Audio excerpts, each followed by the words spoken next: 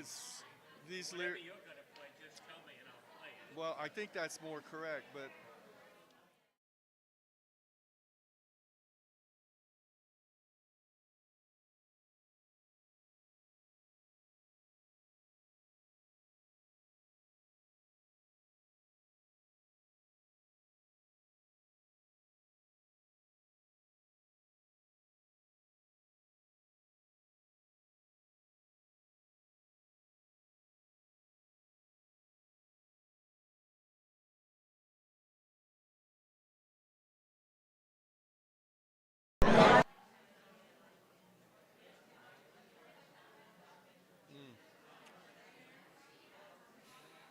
yeah, that. See, so look, A7 goes to D when it makes the change. A7 goes to D when it makes the change. A7.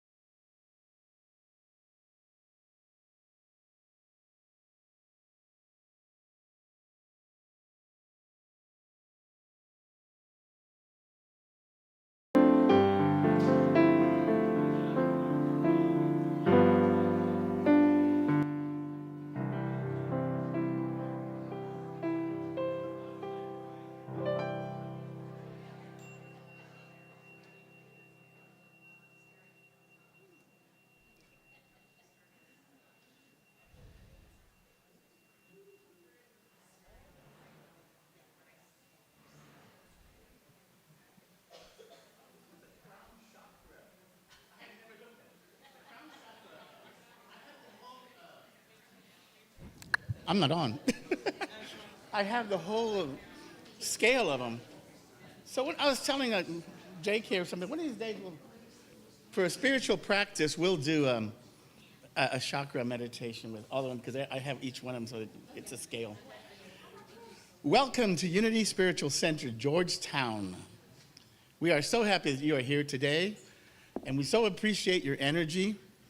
And so today, this morning, when we come together in Sunday service, we call it the Sunday morning spiritual experience. We come so that we can put all this energy together into one packet, just one big old ball of energy that surrounds us here. And that energy is full of love and harmony and peace and tranquility. And we do this by coming together and sharing in meditation and in laughter and in prayer and in learning and in singing. And so we are so happy that you're here this morning.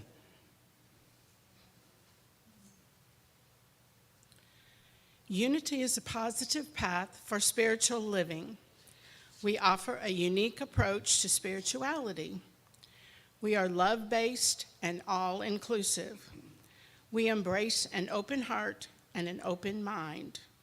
We are spiritual, not religious. We are a blending of Christianity, Eastern philosophy, science, transcendentalism, and affirmative prayer based on the power of the mind.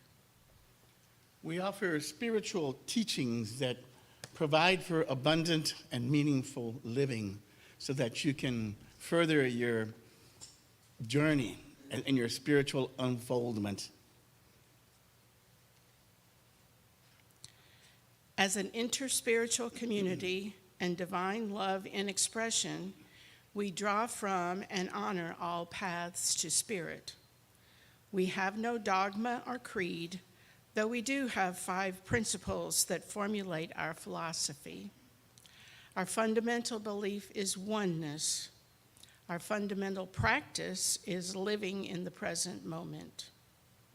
Once again, welcome to Unity Spiritual Center, Georgetown, a spiritual breath of fresh air. I'd like to begin the service today by making an announcement that our dear friend Evelyn Behringer has made her transition this week. And maybe you heard or didn't hear, I don't know, but we want to talk about that just a little bit. We're going to send out a newsletter later today, probably, right? Yeah. Oh, it's already gone? Okay. You should be make note of that because there is an RSVP link there where you can let them know. The service is tomorrow, 4 to 7 at Dale's in Wahlberg. And they want to just get a general count of who might be showing up. So if you can respond to that, that would be really wonderful. As many of you know, and might not know, Evelyn, the Unity Georgetown, actually started in the Behringer's living room, I'm told. I wasn't there, but she's definitely one of the movers and shakers and one of the founding persons for Unity, as are a number of people here in this room today. So her family, knowing this and knowing how important the church was to her, has suggested that in lieu of flowers, if you'd care to make a donation to Unity Georgetown's spiritual home fund, you can do that. The fund, we are taking note of donations made to the fund. So if you would like to do that today or at any time in the future, you could put building fund and EB so that we know it's in honor of Evelyn, and all of those funds will be earmarked for our building fund. I would like to take this moment to let you know that as many of you got a survey today, so we are actively following up on our town hall meeting that we had last week, and we'll have more information for you at the annual meeting next week. So I hope many of you will come for that.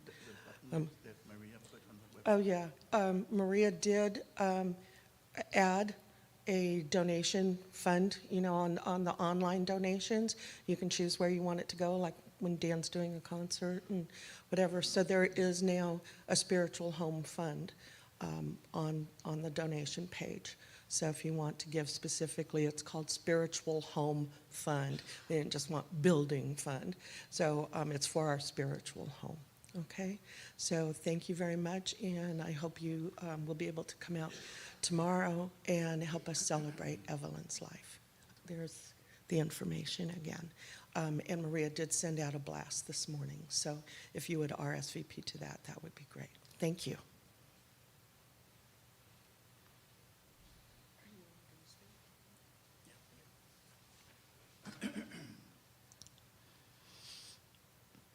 If you are here for the first time today, we would like to extend a special welcome. So if you are comfortable, to please raise your hand or stand and tell us your name and where you're from. We would like to give you a special welcome packet. We have two.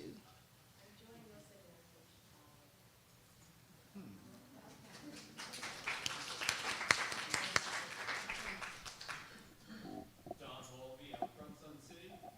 Moved to Texas in '93, however, from the Northeast, Pennsylvania, New York State. Found Unity. Welcome, welcome. Glad to have you. I live here in Sun City, and whenever people ask where I'm from, I don't really know what to say as a military brat. Well, welcome to all of you. Okay. Thank you all for being here, and we hope you will feel welcome and choose to make this Unity Spiritual Center your home in Georgetown. Our group called Let's Get Metaphysical discussion group meets Wednesdays at 10 a.m. The topic and location are to be announced. The book club will meet again this Tuesday at 10 a.m. at the Lark and Owl bookstore to discuss the book Unfinished Business, What the Dead Can Teach Us About Life by James Van Praagh. Our annual meeting is next Sunday, March 5th, immediately following the service. Everyone is welcome to attend as we report on the status of our spiritual center, but only members can vote on the motions or to elect our board members. Birthday Sunday celebration is also next week. So if you would like to help out by providing the birthday cake, please sign up on the sheet out here in at the welcome table. And we would love to have someone different provide the cake each month on the first Sunday of the month. Thank you for supporting our hospitality hostess, Doris Penny. Ann Kennedy, who is our biblical archaeologist, is that correct? Is going to have her next class, and it's going to be on the history of the Gnostics, and the date and time will be announced soon. Our Lunch and Learn event with Key Browning, called Zen Talk, is scheduled for Sunday, March 19th, following the service. If you would like to have your lunch provided by Jason's Deli, please complete your order and submit your payment ASAP. Deadline to order is March 12th. You may still bring a brown bag if you would rather do that. To sign up to get more information about these events, visit our welcome table out in the foyer and see your weekly e-newsletter or check out our website at www.unitygeorgetown.org. Thank you. Well, as you know, I like to begin service with something we call laughter is the best medicine, because, we got to take things, we got to lighten up now and then, because otherwise things can get heavy for us, and we just do. And it's about blending and balancing our lives. So this is the one that I came up for this week. It says, I have a friend whose parents have traveled all over the U.S. in their RV. Recently, Ben and Beth, their names, bought a slightly newer, bigger RV to continue their adventures. To celebrate, their son-in-law, a wise guy, a smart aleck, he bought him a plaque to hang outside of the RV, and that reads, Ben, Beth, and beyond. Please rise as we begin our service.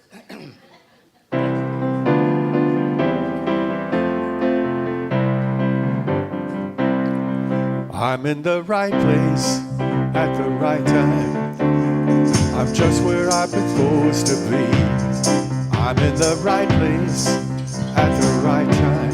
I'm just where I'm supposed to be. I'm in the right place at the right time. I'm just where I'm supposed to be.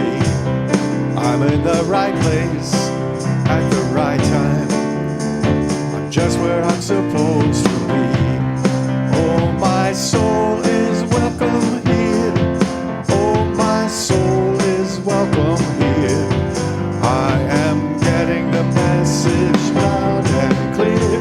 My soul in the right place at the right time. I am just what I'm supposed to be. In the right place, the right time. I am just what I'm supposed to be. I'm in the right place at the right time. I am just what I'm supposed to be.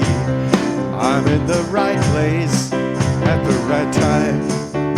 I am just what I'm supposed to be. Oh, my soul is welcome here. Oh, my soul is welcome here. I am getting the message loud and clear. My soul is welcome here. Oh, my soul is welcome here. Oh, my soul is welcome here. I am getting the message loud and clear. My soul is welcome here. I am getting the message loud and clear. My soul is welcome here.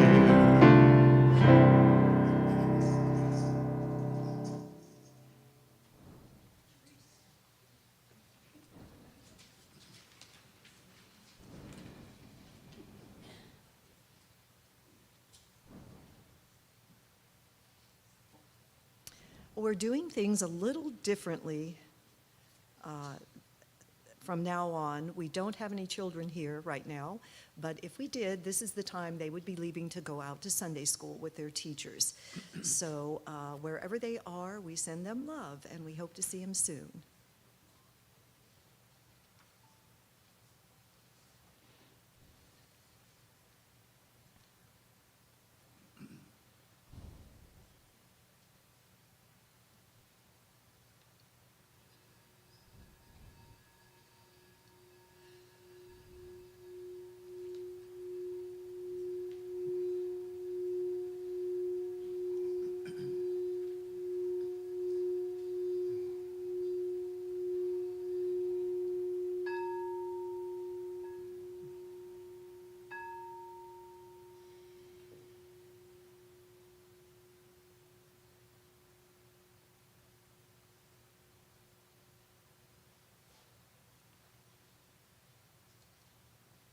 Now I'll light the 3 candles that represent the law of divine order: mind, idea, and expression.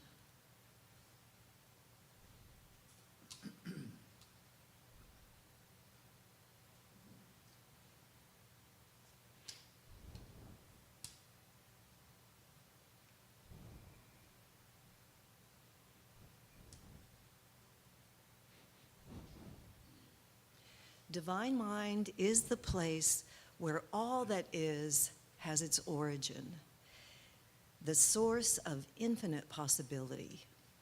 And when we align ourselves with divine mind, we activate the flow of ideas that ignite our thoughts with creative ideas and energy. And then we express that energy through our thoughts, words, and actions.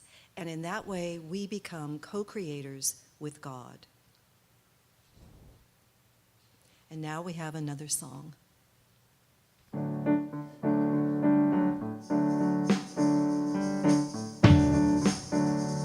Just want to let you know, on the lyrics at the end of it, it says outro, and there's a lot of words in there. And I don't know how they're supposed to fit in to the melody. So we're going to make it simple. It's just going to be put a little love in your heart. Think of your fellow man, lend him a helping hand, put a little love in your heart. You see it's getting late, oh please don't hesitate, put a little love in your heart, and the world will be a better place, and the world will be a better place for you and me. Just wait and see. Another day goes by, still the children cry, put a little love in your heart. If you want the world to know, we won't let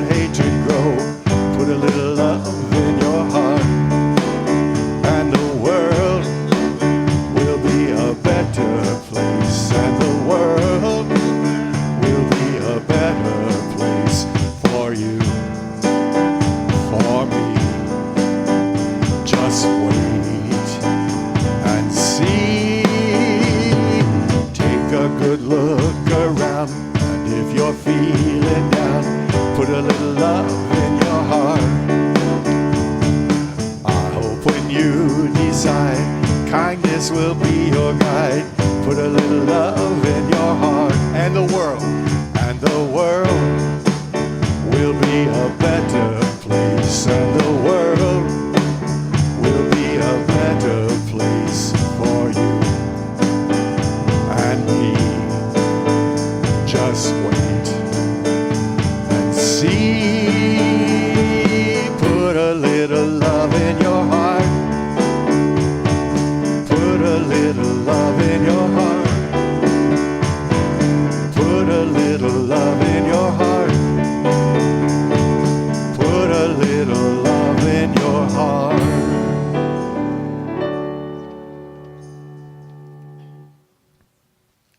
I think they've heard it before.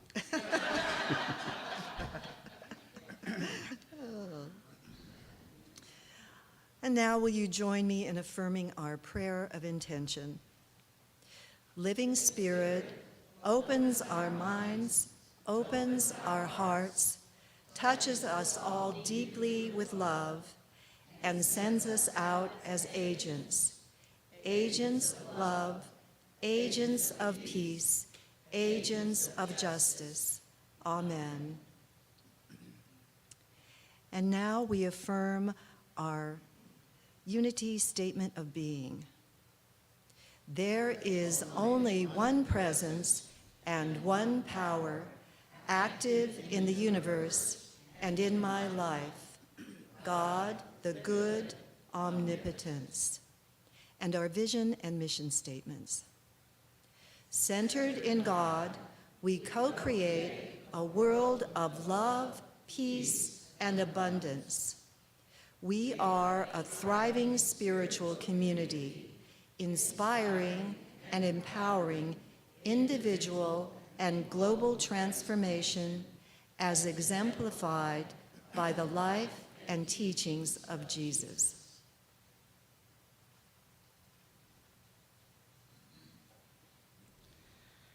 The daily word for today is let go, let God.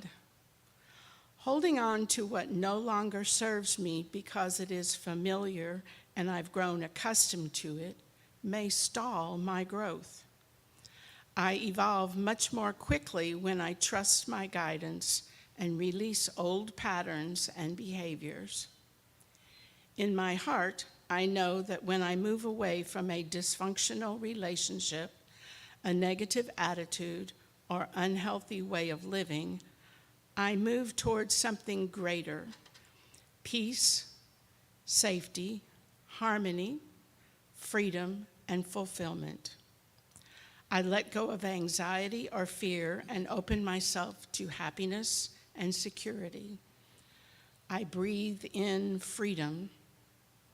My heart becomes buoyant and my steps lighter.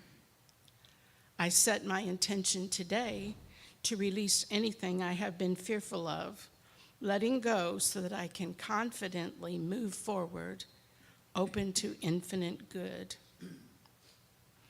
Truly, I tell you, whatever you bind on earth will be bounded in heaven, and whatever you loose on earth will be loosed in heaven. Matthew chapter 18, verse 18. Today's affirmation is, I bravely release outworn behaviors and embrace my bright, brilliant future. Please repeat the affirmation twice with me. I bravely release outworn behaviors and embrace my bright, brilliant future. I bravely release outworn behaviors and embrace my bright, brilliant future.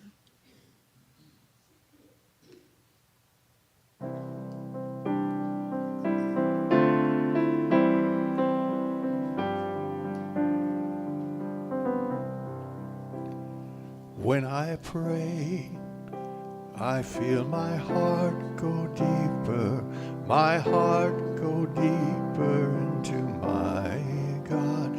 When I pray, I feel my heart go deeper, my heart go deeper into my God. Right here. right where I am, I pray. Right here, right now, right where I am, I pray. When I pray, I feel my soul go deeper, my soul go deeper into my God.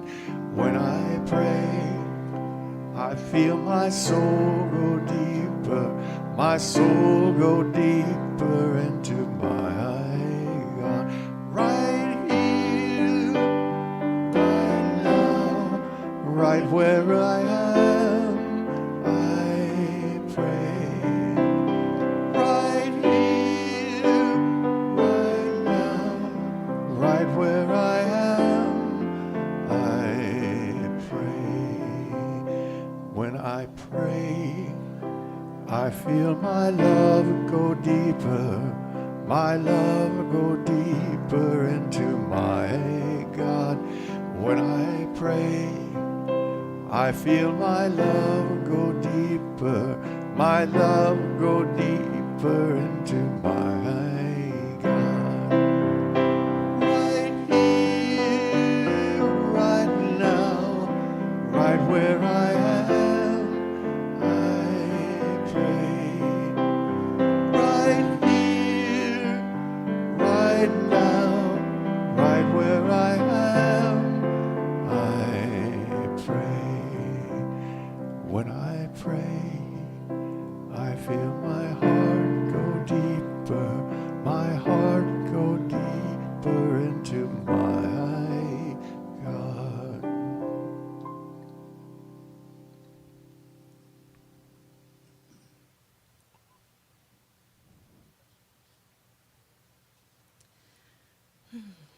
Well, let's just rest in the energy of that beautiful song as we prepare to pray together as a spiritual community.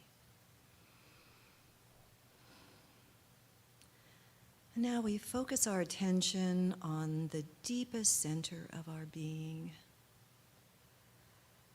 With each breath, we release any thoughts or emotions that distract us from knowing that we and God are one. We know and we feel the power of oneness in this sacred place, in this moment of now where all possibility begins. And we open our hearts and minds to the boundless flow of divine ideas from our infinite source. We activate our divine power of imagination.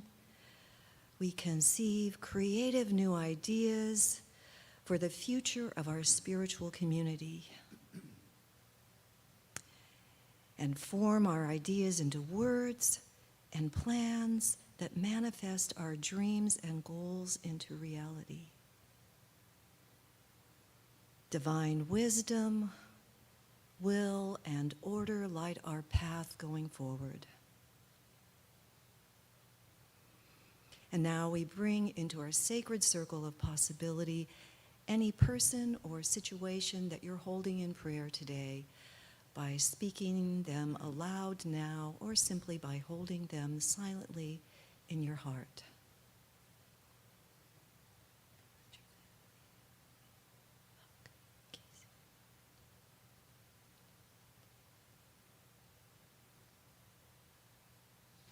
And now we close this time of prayer by singing together an ancient prayer that affirms God's realm manifest in earth as it is in heaven, the Lord's Prayer. Our Father, which art in heaven, hallowed be thy name. Thy kingdom come,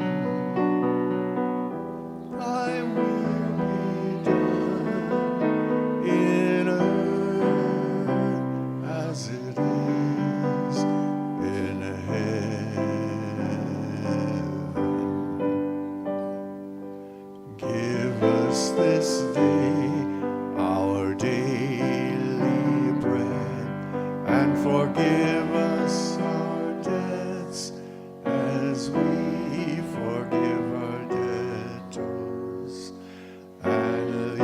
us not in temptation, but deliver us from evil. For thine is the kingdom and the power and the glory forever.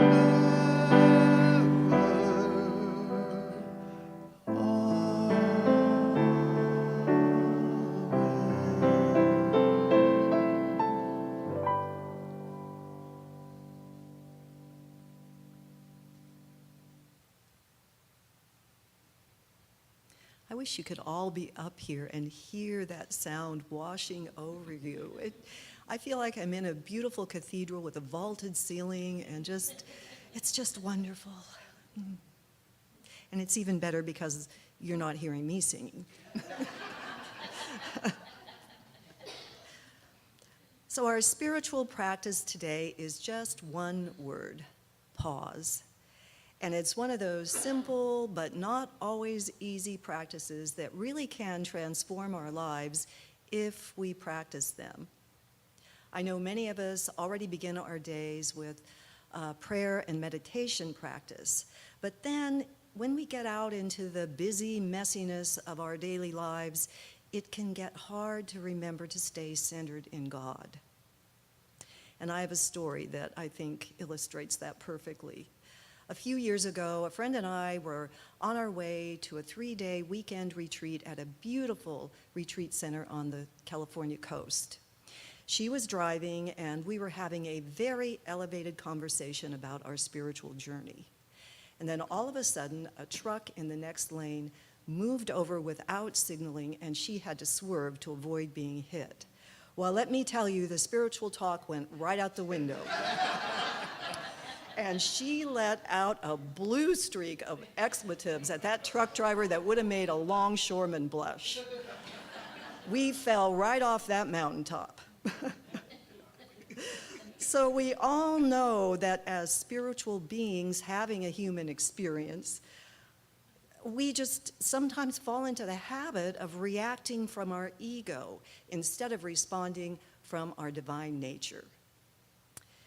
But we can start practicing putting a pause between the trigger and our reaction, and then we're much more likely to choose a response that reflects our highest self. And one way we can do this is to get into the habit of seeding our day with mindfulness moments, just taking a couple of minutes several times a day to pause, breathe, center, and just be. And then the more we do that practice, the more we realize that we always have the power to find that center of peace within us, no matter what's happening outside of us. Another tool we can use is to create a personal mantra, something like just breathe, peace, be still, or let go, let God, as the daily word said today.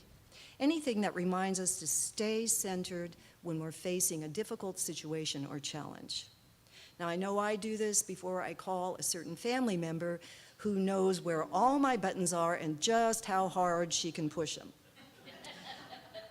And then, as sometimes happens, despite our best intentions, we let our ego get out of its cage like my friend did on that road trip. We still can choose to pause before our reaction gets out of hand. It's just never too late. Then, as we become more skillful at this practice, we'll find that outer events are less likely to annoy, irritate, or upset us. And we can go through our day with a more peaceful spirit and share that peaceful energy with everyone around us. And now, as we begin to relax, take some deep breaths and prepare for meditation, I invite you to find that sacred center of peace within you and rest there in the silence for a few minutes. And you'll know to bring your attention back when Dan begins to sing.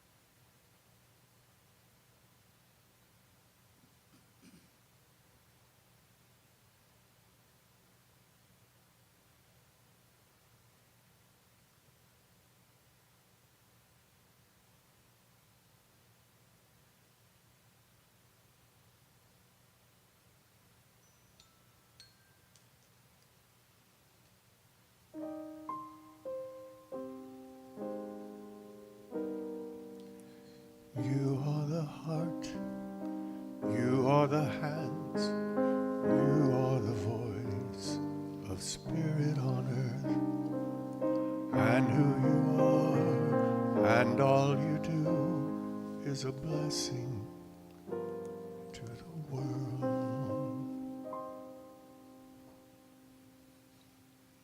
Blessing to the world. That's where we're supposed to be. That's what we're here to develop, to get better at. And we're getting better at it. We certainly are. Unity minister and author Eric Butterworth wrote a book titled In the Flow of Life. And that's how I've been feeling lately. Just kind of like I'm going along with, almost like I'm in a river being guided by a current or something. And the last 2 weeks, the topic of the Lord's Prayer came up with two different people. And I thought, well, I guess I'm being told to share with you our unique perspective of the Lord's Prayer. And I was going to do that. I'm going to do that this morning. Jesus was a master teacher and the way shower, and teaching us how to pray may well have been perhaps his best lesson. And to prepare for this talk, I drew upon 4 sources. First, the Unity course called Jesus' Teachings in the Bible. The second is a book by Emmett Fox called The Sermon on the Mount.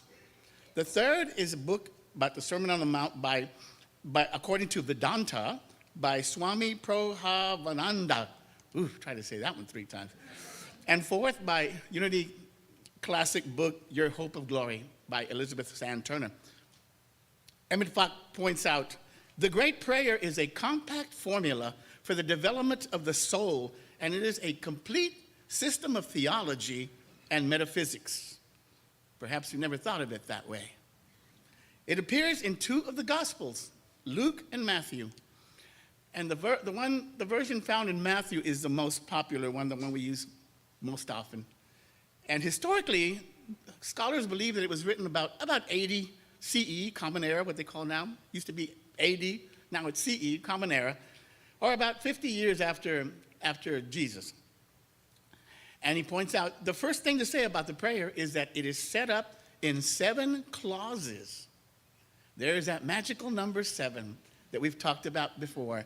And 7, we know, means a completion of sorts. I mean, we have 7 seas, 7 continents, we've talked about before, 7 notes in a musical scale, forgive 7 times, 70 times, 7 sacraments, well, just 7, because that's a completeness, that's what it means.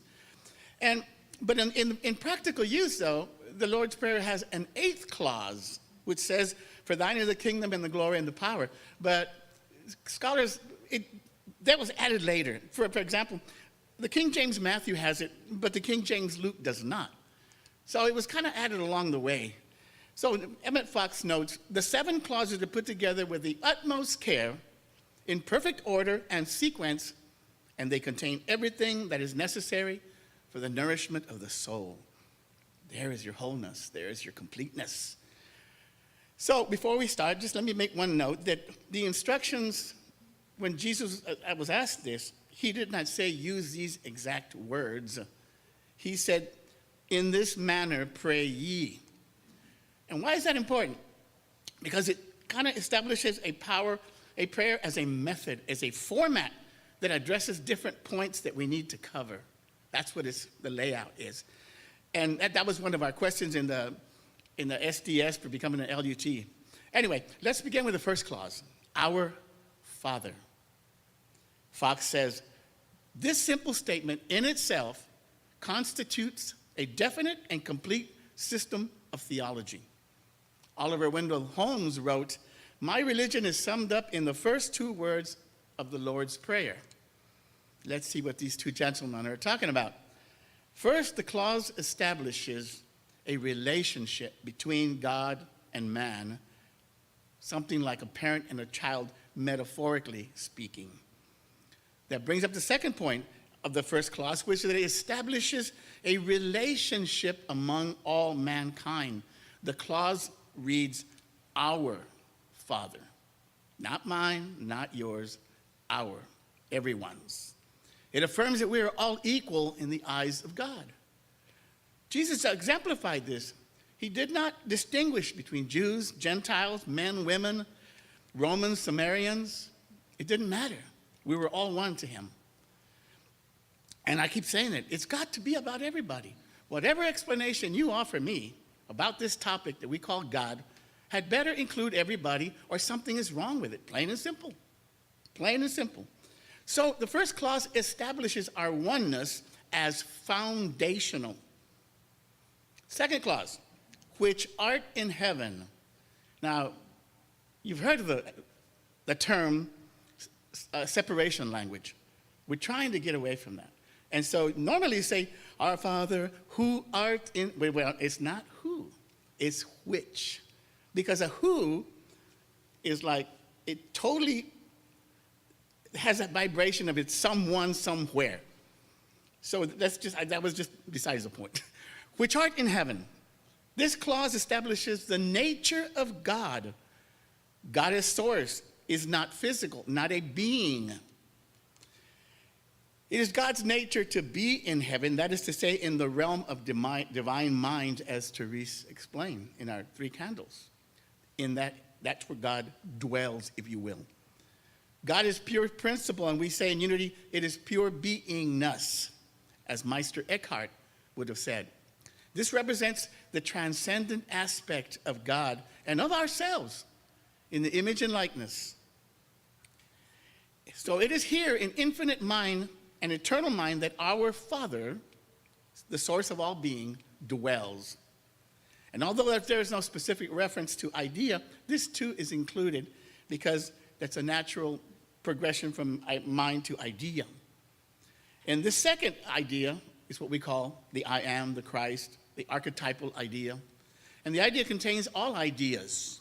The second clause thus establishes the true nature of everything, since God is all there is. We've talked about that. What is not God? Everything is God. All intelligent spiritual energy. Third clause, hallowed be thy name. In the Bible, the name of something means its essential nature or character of that thing. So here it is saying God's name is hallowed. And the question then becomes, well, what does hallowed mean? The word hallowed means holy, whole, wholeness, heal, or healed. In other words, complete and perfect. If we replace the word hallowed, accordingly, then we get oneness, wholeness, be thy name, be thy nature. Divine mind source is perfect and whole in nature. It is pure beingness. Taking a step further, it's also clear that anything that comes from this wholeness must too be whole. Scripture makes it very clear that a fountain cannot put forth bitter and sweet water. So by implication, we too are perfect at some level because we are created in that. We are the essence of that. In plain English, Charles Fillmore, Unity co-founder, said, he put it this way, perfection can only create perfection. I used to ask that all the time. How is it that God, being perfect, created this mess? Doesn't that by default kind of make God imperfect in a certain way? I mean, it's a thought. And of course the answer is God did not create this mess, we did. And for that reason, we can undo the mess. And that's our work here, undoing the mess that we've created. So the prayer is unfolding into a complete system of theology and metaphysics. The third clause establishes our wholeness. Fourth clause, thy kingdom come, thy will be done in earth. Again, separation language. It's not on earth, because if we were on it, then this is on top. I'm on this. I'm in it. So in earth as it is in heaven. Early on in Unity, I learned that in Aramaic, the correct translation is that kingdom is come, that everything is in the present moment, not a future event, but the kingdom is now. Because there's only the present moment, as we know. So the catch with all this wholeness, beingness, is that it is in potential. It exists in potential, awaiting our expression. And that's where we get to play and do our part in expressing this divinity, this wholeness here in earth as it is in heaven. So it's our call. The ball is in our court. That's what we need to do. And the universe is waiting for us. And it's very patient. You know, we go through, like the prodigal son, and make a mess of stuff, and the universe saying, it's okay. Whenever you're ready, I'm here. You know, one of those things. So that's what being free, having freedom and being a co-creator with the universe means, that we do our part. Elizabeth Sam Turner, in the book wrote Your Hope of Glory, she says, heaven is not confined to man's consciousness, it is everywhere present. So she writes, when a man's mind and body are in harmonious relation to divine ideas, his true thoughts flow into the realm of manifestation and bring forth the kingdom in earth as it is in heaven. Emmett Fox says, thy kingdom come means that it is our duty to be ever occupied in helping establish the kingdom of heaven and earth. So that is what, again, we are here to do. And the scripture says, go out and spread the good news. Well, that's the good news, that the kingdom of heaven is here, and we are its sales reps. This is our territory.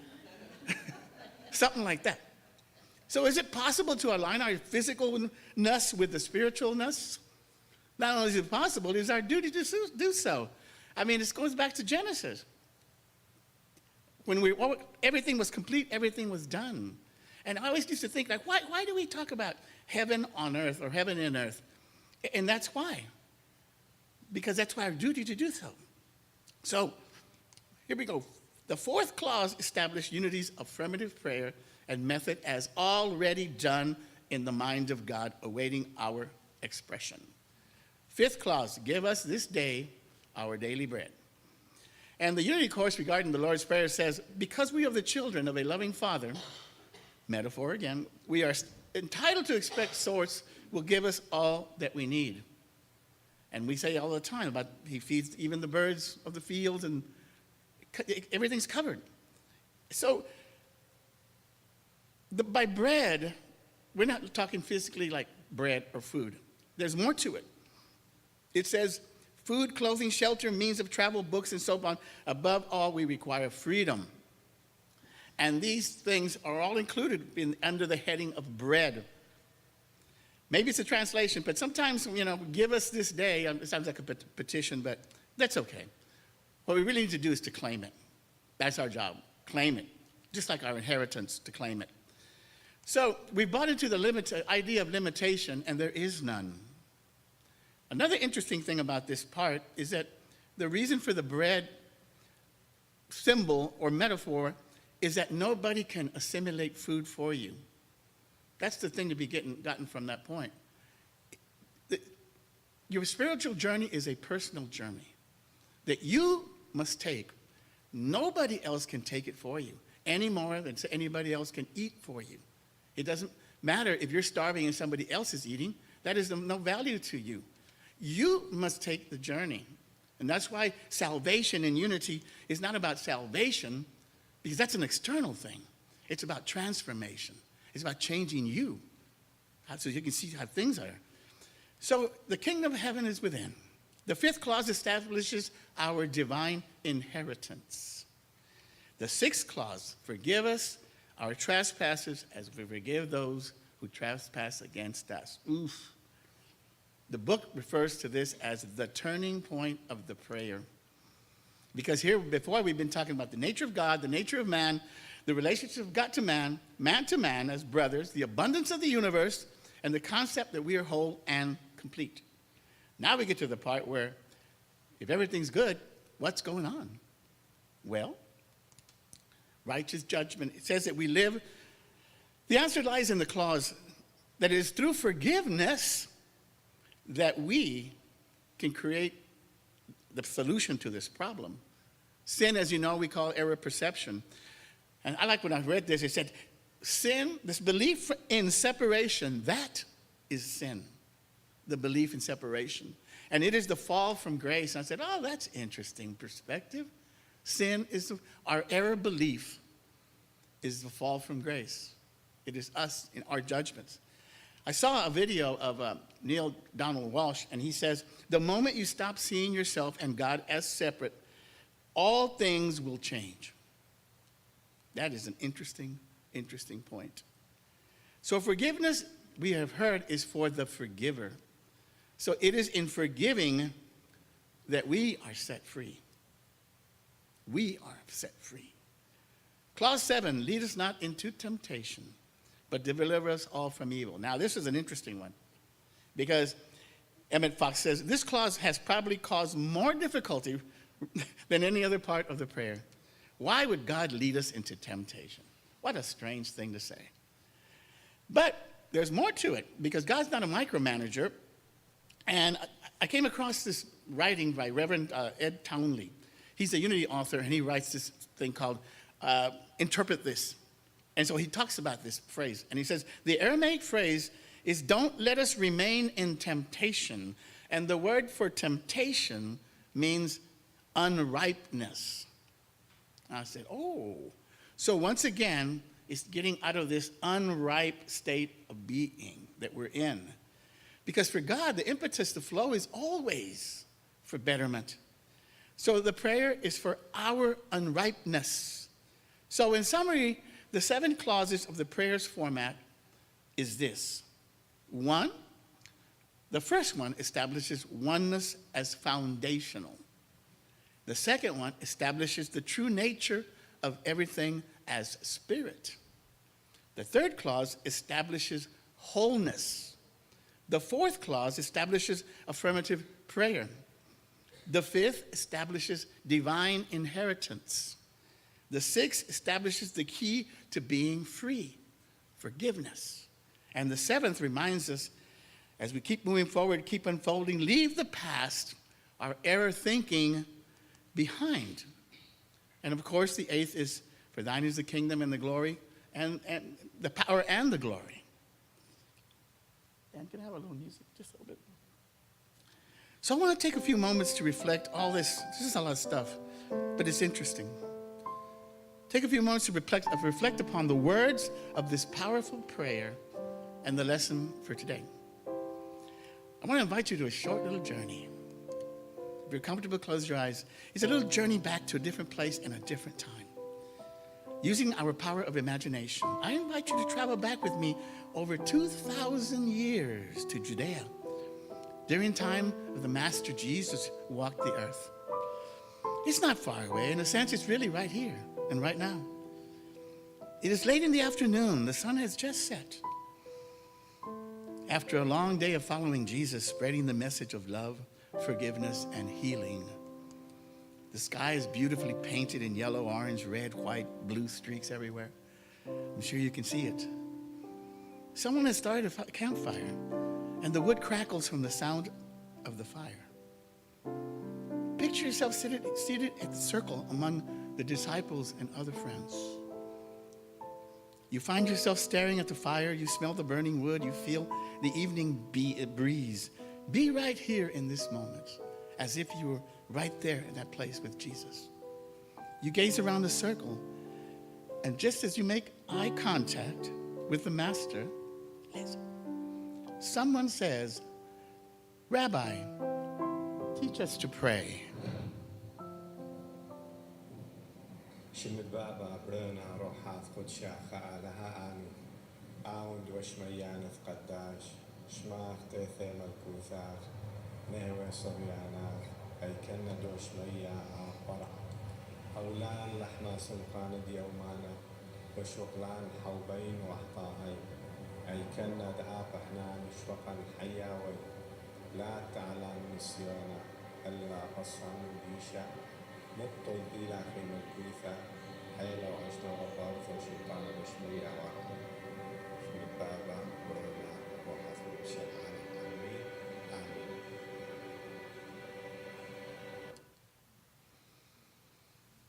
What a different vibration that is in the Aramaic. And so it is.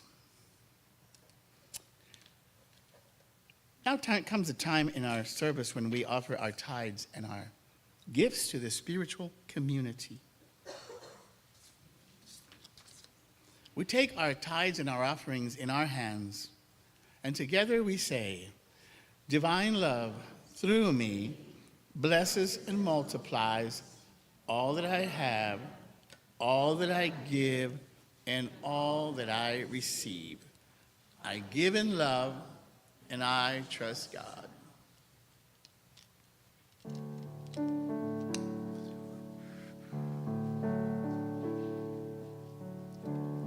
Everything I see, everything I do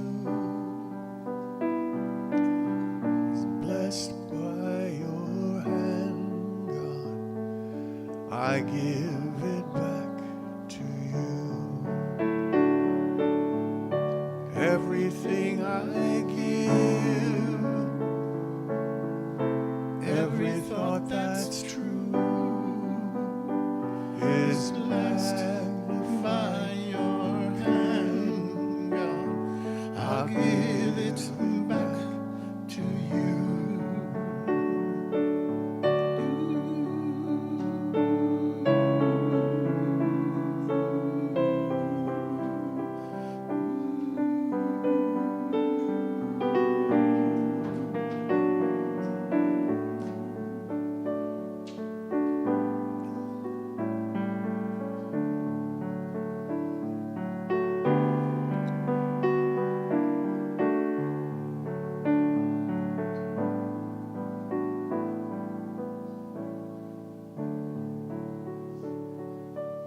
Send forth your energy to our tithes and gifts.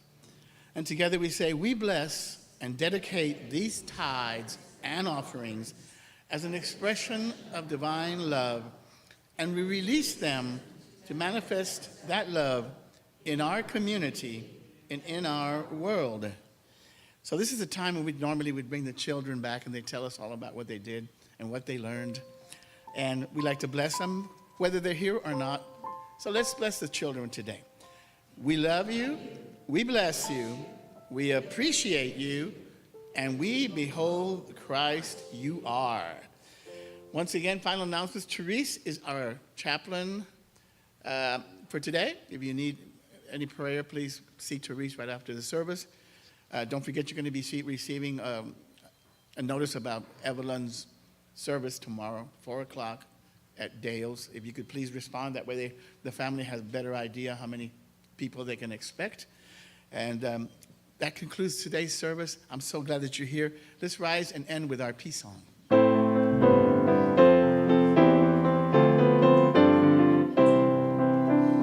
Let there be peace on earth, and let it begin with me. Let there be peace on earth, the peace that was meant to be, with God as creator, family all are we. Let us walk with each other in perfect harmony. Let peace begin with me, let this be the moment now. With every step I take, let this be my joyous vow, to take each moment and live each moment in peace eternally. Let there be peace on earth, and let it begin with thee. The light of God surrounds us. I am the light of God. The love of God unfolds us. I am the power of God. The power of God protects us. I am the power of God. The presence of God watches over us. I am the presence of God.